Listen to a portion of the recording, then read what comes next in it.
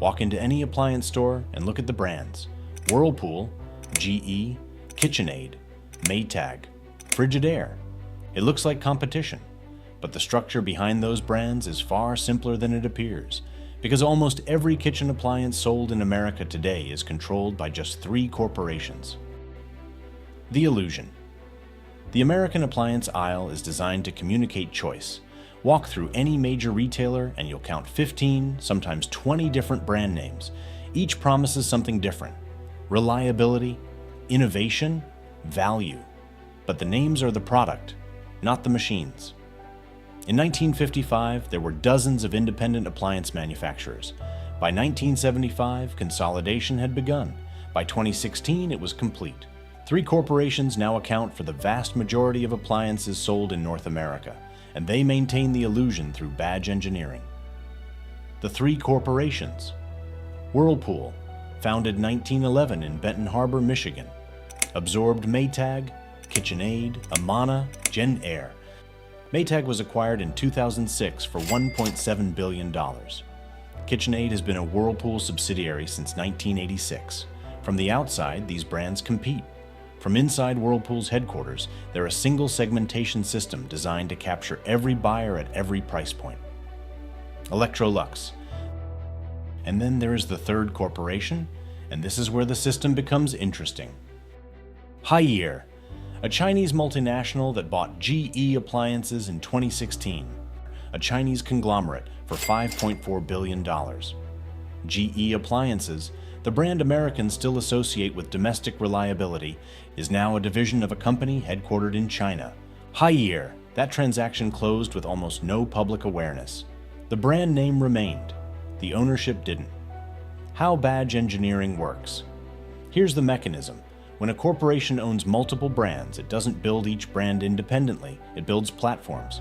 A platform is an internal appliance architecture engineered once and deployed across multiple product lines. Take Whirlpool's dishwasher platform. The same internal mechanism sits inside a Whirlpool unit sold for $599, a Maytag unit sold for $749, and a KitchenAid unit priced at $1,149. Different exterior panels, different badge, different price, same mechanism. For the corporation, the advantage is scale. Engineering one platform at volume is cheaper than maintaining 3 independent product lines. For consumers, it looks like variety. But behind those logos, many brands share the same architecture. That difference between perception and reality is worth billions in annual margin. If that arrangement surprises you, you are not alone. Hit like, because what comes next is the part the corporations would prefer stayed internal. Spending $400 more for a KitchenAid dishwasher over its Whirlpool equivalent doesn't buy a more sophisticated machine. It buys a different exterior and name. The Holdouts. Not every brand capitulated. Speed Queen, Wisconsin-based, has produced washing machines since 1908. Its machines are engineered to commercial specification. The same platform servicing laundromats, processing 10,000 cycles per year, is sold to residential consumers. Result: a 25-year service life when the industry average is 8 to 10 years. Speed Queen costs $1,100 versus $700 for a Whirlpool. Over 20 years, the calculation reverses. Miele, the German manufacturer, founded 1899, never publicly traded, never acquired. Manufactures every major component in-house in Germany. Tests each appliance to 20 years of projected use before release. A Miele dishwasher begins at $1,500. The service record justifies it. Both survived by refusing to compete on price. They competed on engineering integrity. What Consolidation actually built? Consolidation optimized for margin, not longevity, not serviceability.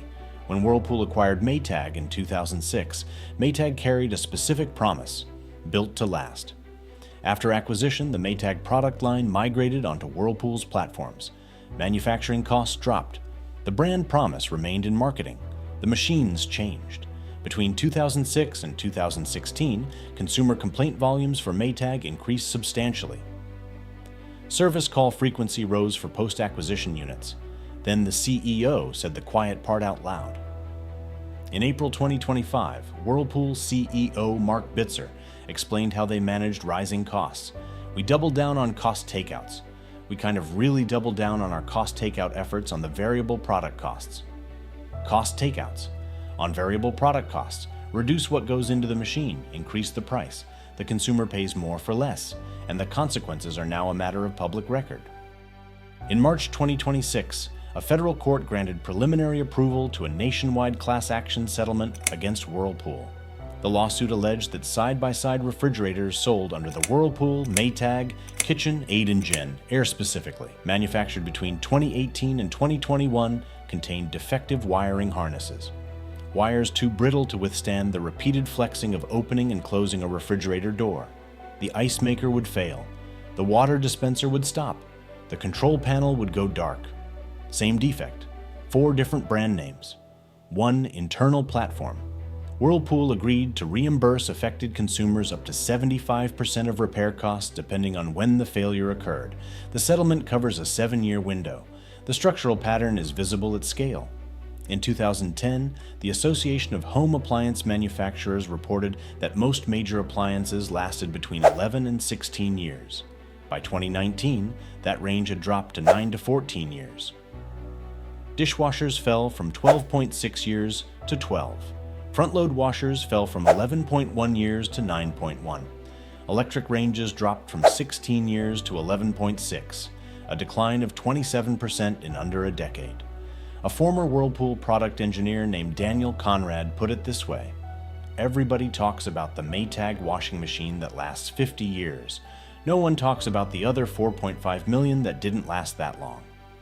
He was defending Whirlpool, but his statistic confirms the system. The outlier is the machine that survives. The norm is the one that doesn't. The costs came down, the prices didn't. What the holdouts prove. Speed Queen and Miele didn't survive by accident. They refused to play a game where the only winning move for the corporation is margin expansion. When Speed Queen charges $1,100, the premium buys a commercial-grade transmission, a metal wash basket, a machine tested to 10,000 cycles. When Whirlpool charges $400 more for a KitchenAid, the premium buys a different door panel and brand name. The holdouts proved the technology to build longer-lasting appliances still exists. What changed was the incentive. Consolidation didn't make appliances worse because corporations lost the ability to make them better. It made them worse because making them better was never the point. So the next time you walk down the appliance aisle and see 15 brands staring back at you, remember this: 3 corporations, shared platforms, different badges. The choice was designed to look real. The structure was built to make sure it isn't. And that's why your appliances break faster, cost more to repair, and need replacing sooner than the ones your grandparents bought. The game was rigged, and you're paying for it every time something breaks.